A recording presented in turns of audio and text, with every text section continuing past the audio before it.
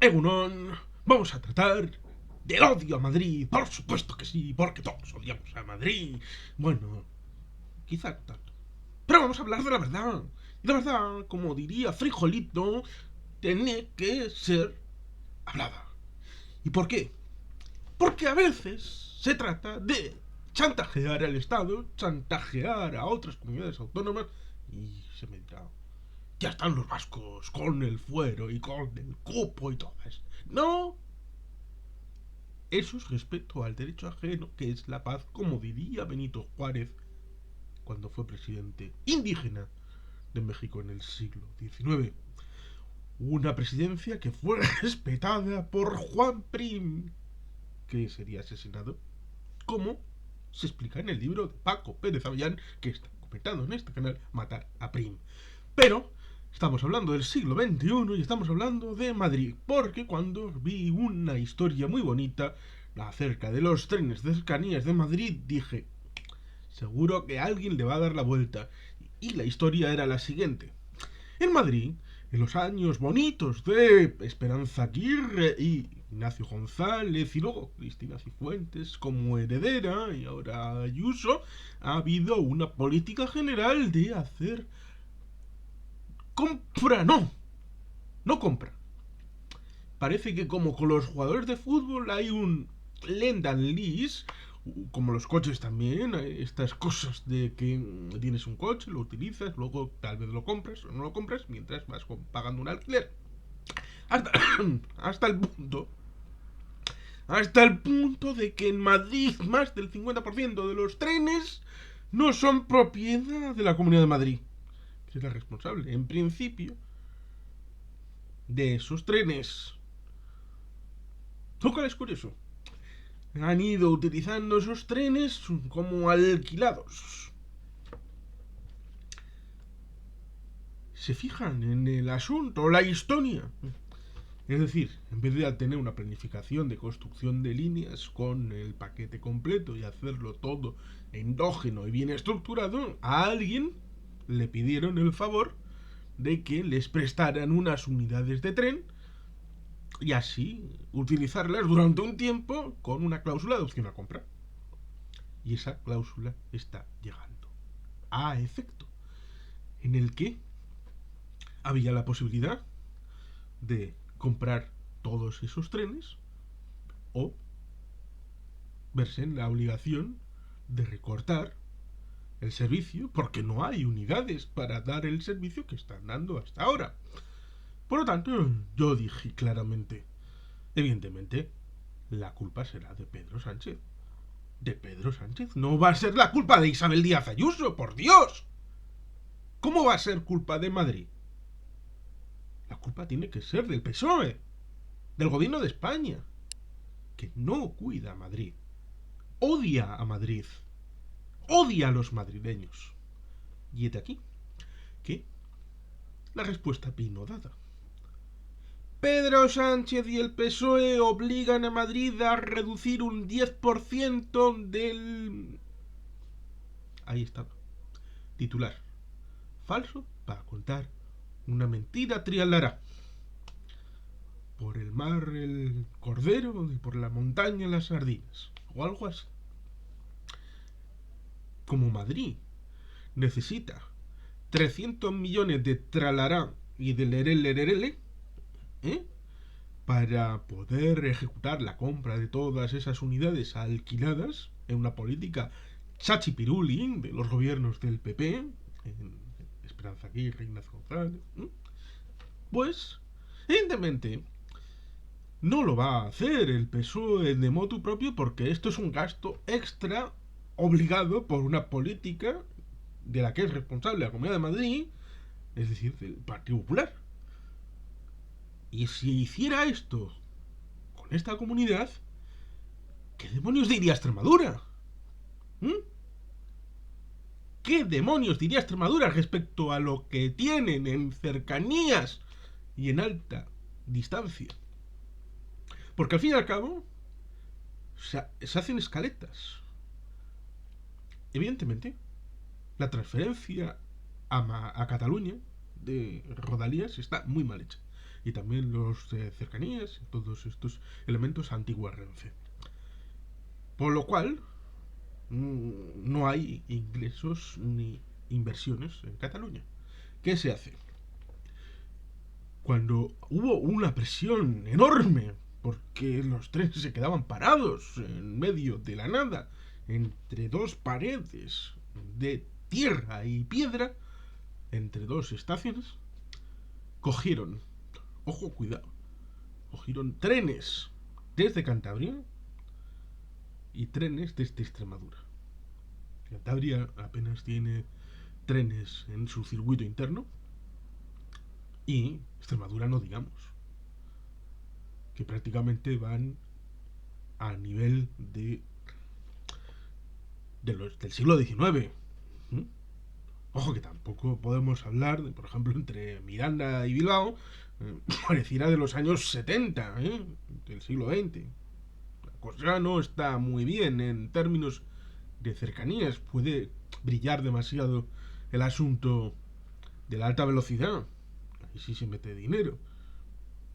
Que como le dije a don Ricardo Rollo Villanova, experto en Madrid, y de Madrid, por supuesto, pues ya le dije que los vascos hemos pagado el 6,24 de las líneas de alta velocidad en España y no tenemos ni un solo kilómetro funcional en el País Vasco. Y luego se dirá que los vascos somos malos, que queremos exigir cosas porque queremos ser ricos y lo somos, y exigir y compensar nuestra españolidad a través de chucherías. Pero no, en realidad lo que debería de comentarse es el asunto de que la alta velocidad de España está al nivel de China, de Estados Unidos, más que Francia, pero eso a veces encubre un desfase de décadas en las líneas regionales y de cercanías. Se dirá, no, los vascos siempre ahí diciendo tonterías, porque los vascos también están dentro de esta política. No hay más que ver la línea entre Bilbao y Donosti de Euskotren, cómo se está trabajando en ella y, evidentemente, el metro de Donosti y el metro de Bilbao. Ahí hay inversiones muy importantes. Pero volvamos a Madrid. Madrid, al fin y al cabo, es España, y España es Madrid. Y por lo tanto, lo que se diga allí, chantajeando, mintiendo, malediciendo, pues tiene una cierta importancia, porque al fin y al cabo estas cosas deberían de estar vinculadas a la financiación. Precisamente cuando hablaba con don Ricardo, hablábamos de la financiación y al fin y al cabo lo primero que salía era la financiación foral de las 4 hermanitas forales de Vizcaya, Navarra, Guipúzcoa y Álava.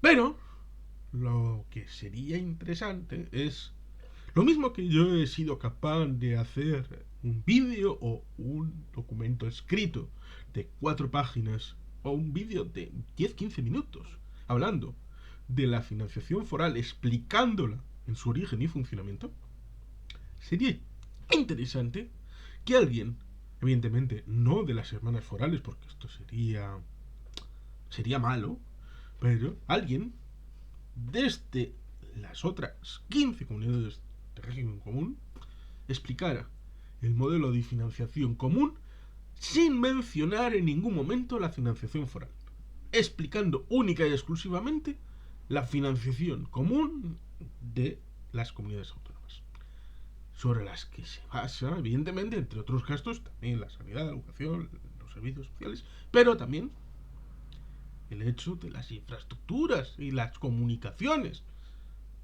Porque si no, tenemos este problema. El problema del desconocimiento de la gente y de los que sí conocen, manipulan para contar la noticia de manera que la gente se encabrone y vaya contra quien, en principio, por lo menos de primeras, no es responsable directo de ese asunto. No vamos a decir que no tenga absolutamente ninguna responsabilidad, porque al fin y al cabo las responsabilidades son compartidas. Pero no puede ser que desde la Comunidad de Madrid, del PP y de afines, ahora Ayuso, se ponga el dedo en el ojo del PSOE cuando la responsabilidad histórica de alguna decisión como esta de los trenes es de sus predecesores populares en la dirección de la Comunidad de Madrid. Si ellos hacen una política, no pueden a la vez insultar a quien no ha sido responsable de esa política y exigir una restitución de un dinero que no ha sido previsto por ellos y que saldría del bolsillo de los españoles para cubrir una política mal hecha, mal planificada y que se quiere ocultar a los madrileños. En síntesis, como dije, más del 50% de los trenes de las unidades de cercanías del tema ferroviario en Madrid son alquiladas, no son propiedad de la Comunidad de Madrid. Y ante ese hecho existen dos posibilidades. Una, pagarlos, y dos, quedarse sin trenes.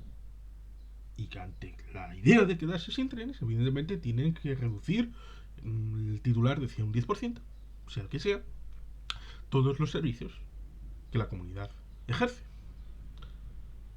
El paso es culpar al PSOE precisamente por no pagar esos 300 millones. Esto es A más B igual a C.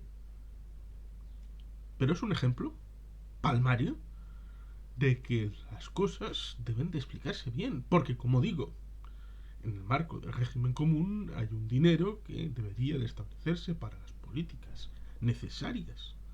Pero, ¿con qué cara se le dice a alguien, ya sea de Murcia, de Extremadura, de La Rioja, de Cantabria,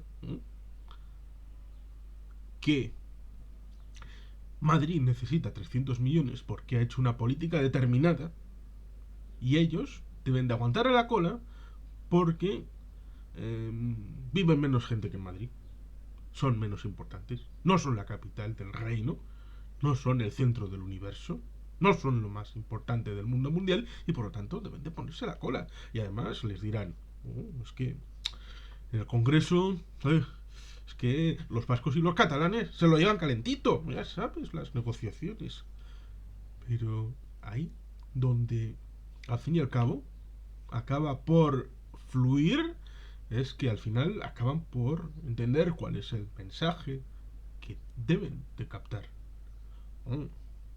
Así que es necesario Unión del Pueblo Leonés, es necesario Soria ya, es necesario Teruel existe, es necesario Jaén merece más y es necesario la candidatura de Huelva y lo que venga, todo lo demás, porque el que ha traicionado al ciudadano de Extremadura sería el PP y el PSOE. Así de sencillo.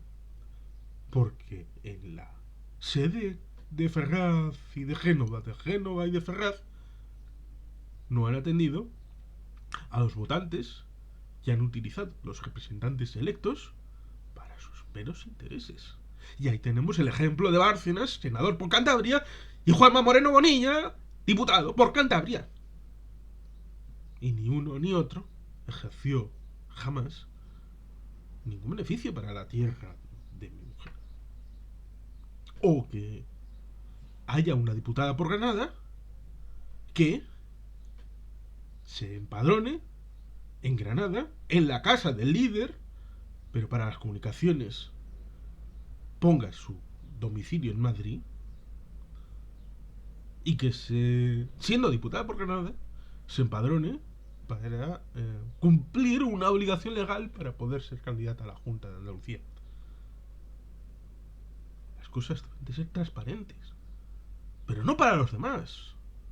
Deben incluirte a ti mismo y ser ejemplo de transparencia. Esta maledicencia respecto a los trenes debe de tomarse como símbolo y epígono de lo que comunicativamente el tándem Miguel Ángel Rodríguez y Isabel Díaz Ayuso establece respecto a otras políticas en la relación tensa de la Comunidad de Madrid con el ámbito del gobierno de España. Y probablemente sea el florecimiento de ese nacionalismo a la madrileña, surgido de las terrazas de los bares y que al final acabará con insospechados resultados. Y sin más, es que ricasco, agur bat, beti gelpean.